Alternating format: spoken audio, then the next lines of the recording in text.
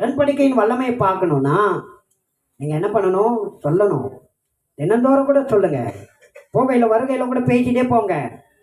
என்னோட உடன்படிக்கை பண்ணினவர் சர்வ வல்லவர், என்னோட உடன்படிக்கை பண்ணினவர் ஐஸ்வர்ய சமன்னர், என்னோட உடன்படிக்கை பண்ணினவர் யெகோவா ராஃபா சுகமளிக்கிறவர், என்னோட உடன்படிக்கை பண்ணினவர் யெகோவா ஈரே என் தேவைகளை எல்லாம் சந்திக்கிறவர், என்னோட உடன்படிக்கை பண்ணினவர் யெகோவா நிசி ஜெயம் கொடுக்கிறவர், என்னோட உடன்படிக்கை பண்ணினவர் ஆபிரகாமின் தேவன், ஈசாக்கின் தேவன், யாக்கோபின் தேவன்.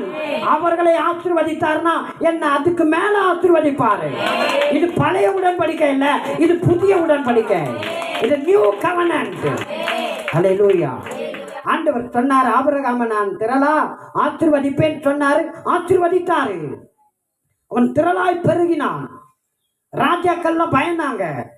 அவன் எந்தெந்த ஊரெல்லாம் போறானோ அந்த ஊர்ல அந்த நாட்டில் இருக்கிற ராஜாக்கள், அதிகாரிகள், பெரிய பணக்காரர்கள்லாம் இவனை பார்த்து பயந்தாங்க. இந்த ஊர்ல நம்ம ராஜாவா இல்லை இவர் ராஜாவா? நம்ம கிட்ட இருக்கிறத விட இவங்கிட்ட அதிகமா இருக்கு. நம்ம வீட்டில் இருக்கிற வேலைக்காரங்களை விட இவன் வீட்டில் வேலைக்காரங்க அதிகமா இருக்கிறாங்க. இவன் எப்போதுமே சுகமா இருக்கிறான், நன்றா இருக்கிறான், ரொம்ப இளமையா இருக்கிறான். வயசு கேட்டா 100 என்றான், 120 என்றான், 170 என்றான். எப்படி இதெல்லாம்? கர்த்தருடைய உடன்படிக்கை அப்படி செய்யும். நம்புறீங்களா? நான் சொல்றேன், விசுவாசிக்கிறவனுக்கு எல்லாம் கூடும். எதனா 1 2